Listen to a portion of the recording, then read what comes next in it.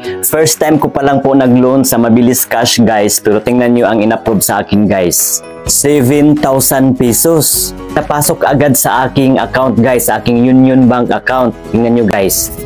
7,000 at walang bawas guys, buong buo ko pong natanggap.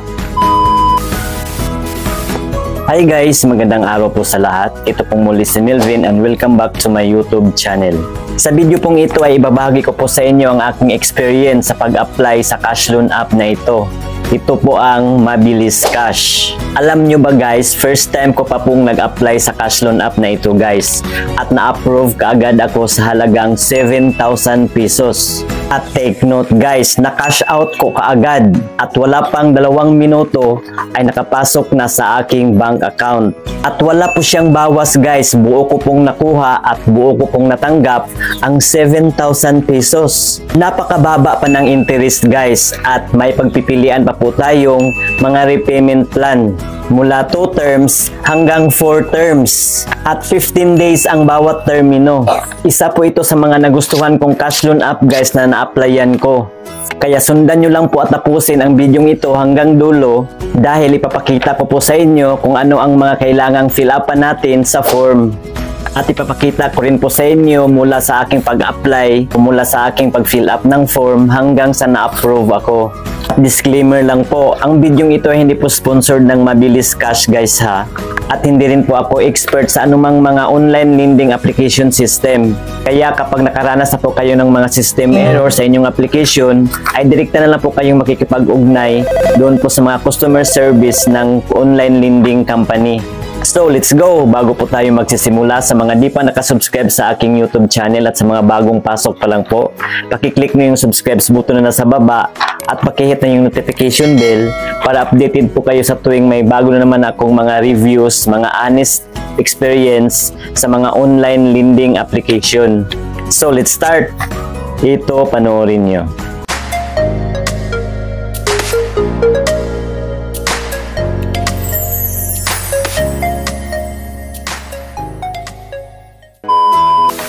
So ayan po guys, sa mga first timer pa lang po sa Mabilis Cash tulad ko, ay dadaan muna tayo sa Play Store at i-search po natin Mabilis Cash. So ito po yun guys, Mabilis Cash Online Easy Loan. Retailer product po ito ng Mali Lending Corporation. So i-install na natin. At kapag mag-pop up ito guys, click na natin itong no thanks. And then skip lang natin. At ayan po, downloading na po siya.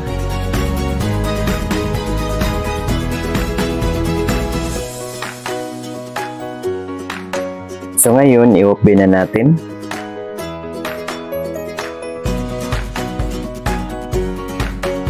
What's required? So kayo na pong bahala magbasa yan guys. I-click na natin itong next. SMS permission. So, i-click lang natin itong agree and authorize. Click lang natin itong allow. Click while using the app. Click pa rin itong allow. And click allow pa rin. Safe and fast loan up to 25,000 pesos. So, ito na po ang panimula ng ating application guys. Kailangan po natin ilagay ang ating active mobile number dito.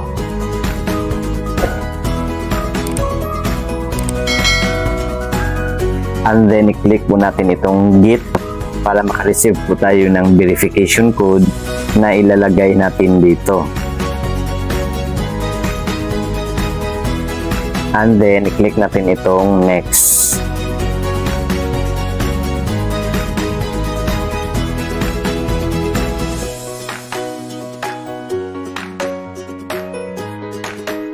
And then, dito na po tayo magsimulang mag-fill up ng form.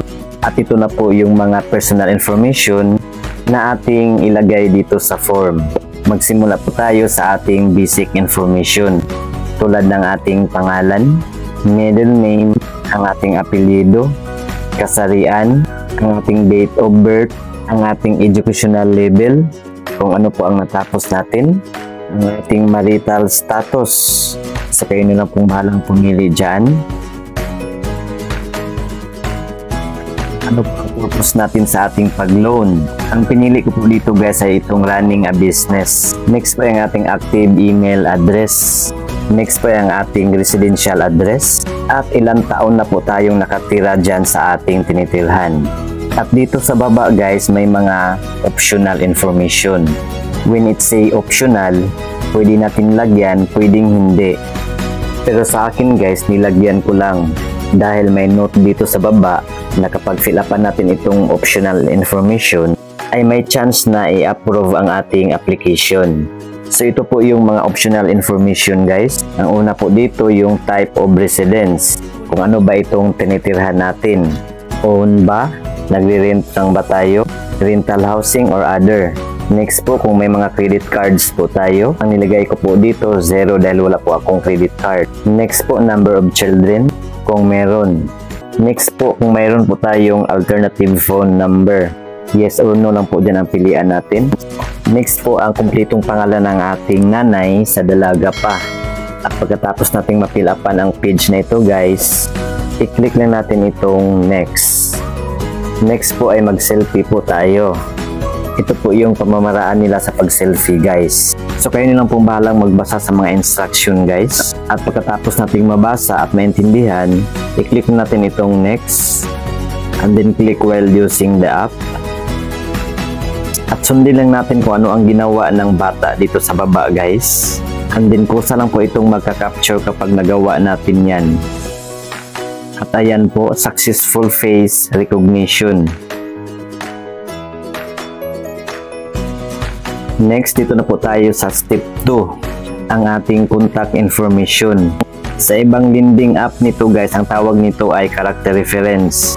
So tatlong contact information lang po ang kailangan ng mabilis cash. At dito sa first contact, kailangan ang ilagay natin dito ay contact info ng ating asawa, parents, ating mga anak, ating kapatid na lalaki or babae, kasamahan sa trabaho, o ang ating kaibigan.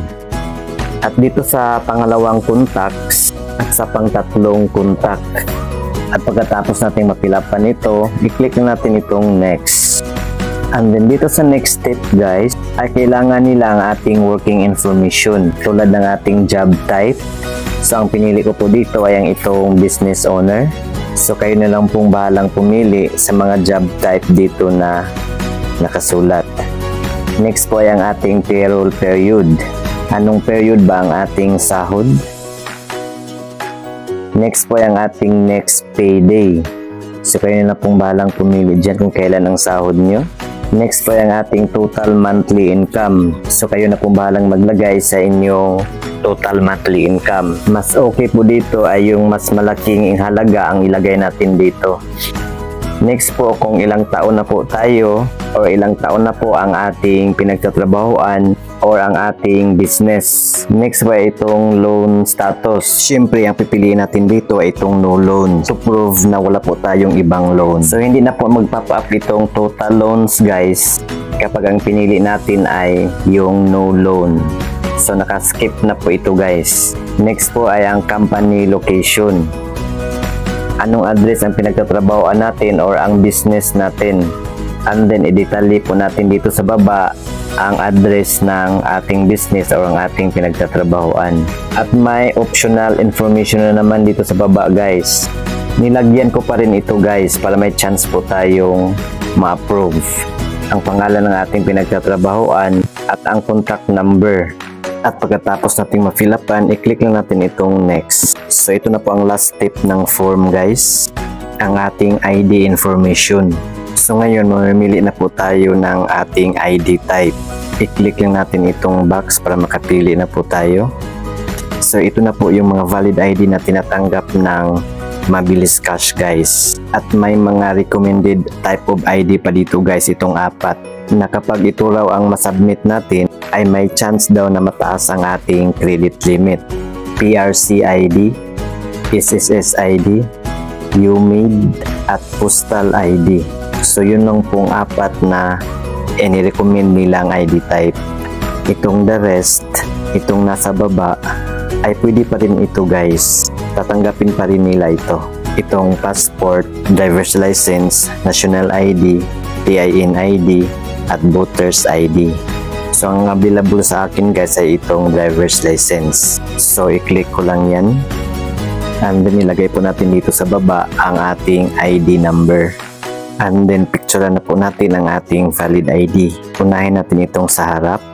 Sundin lang natin ang posisyon nitong frame guys. And then pindutin lang natin ito kapag okay na.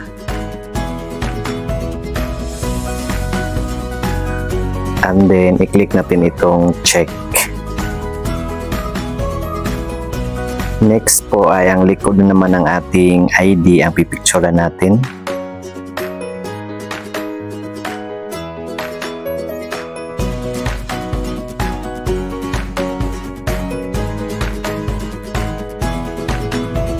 And then click natin itong next. Ayan na po guys. Credit limit is being calculated. The process is estimated to take 3 minutes. So mga 30 seconds lang po guys. May natanggap na po akong notification. Ito po yun guys. So congratulations to get credit. So hanggang 7,000 pesos ang in-offer sa akin guys na credit limit.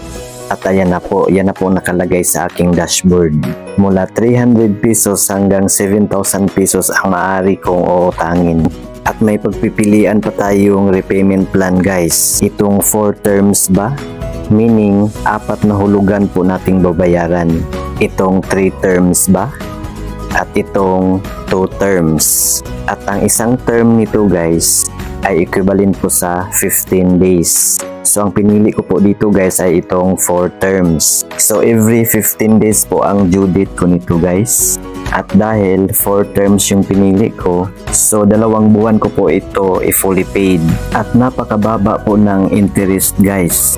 Tingnan po natin ang aking repayment plan guys ha. So ito po yun. Dahil May 11 po ako nag-apply, ang first due date ko ay May 25. At ito po ang amount due ko, 2,077 pesos. At ang second due date ko ay June 9. At ang third, June 24. At ang last due date ko ay July 9 pa. At kung kukumputin lahat ng mababayaran ko sa 2 months, ay magiging 8,309. So 1,309 lang po ang tubo guys sa 2 months. So ngayon guys, i-grab ko na ito. Dahil ito po ang napili kong repayment plan, i-click na natin itong confirm. So ngayon guys, i-withdraw na natin ito kung legit po ba.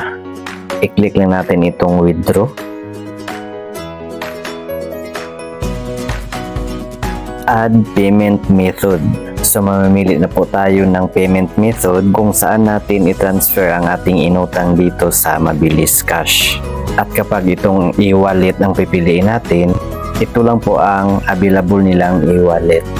GCash, GrabPay, at StarPay Corporation. At halimbawa, itong GCash ang piliin natin, ay ilagay lang po natin dito ang ating GCash number dito sa baba. And then, i-click natin itong submit. Ang sa akin naman ay ang pinili ko dito ay bank account. So dito po tayo sa add bank card. At ito na po yung mga bangko na pwede nating pagtransfera ng ating inutang dito. So halimbawa sa akin, ang pinili ko po dito ay Union Bank. Itong nasa pinaka-last.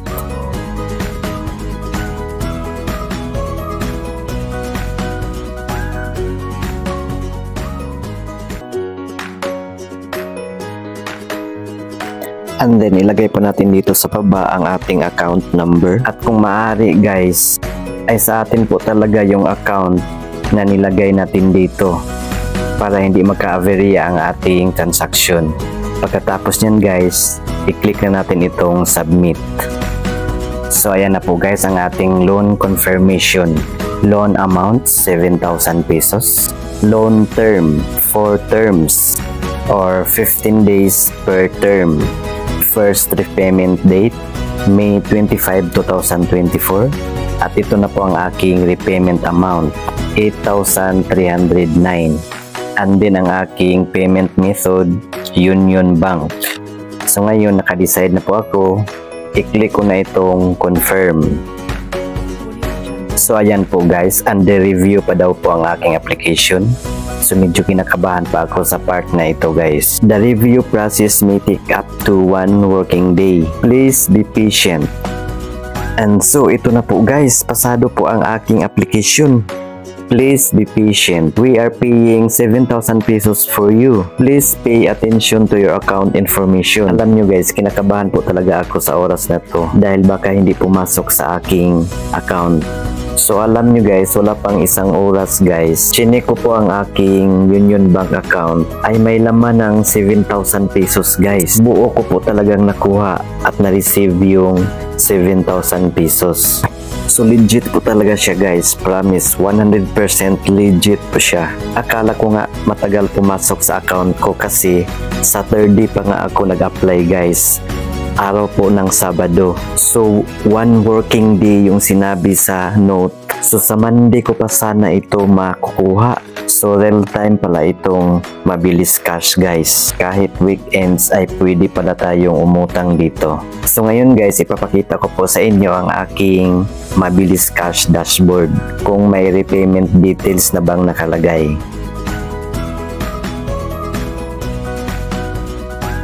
So ito na po ang nakalagay sa dashboard ng aking mabilis cash account guys. 0 po ang available credit ko dahil inubos ko po yung 7,000.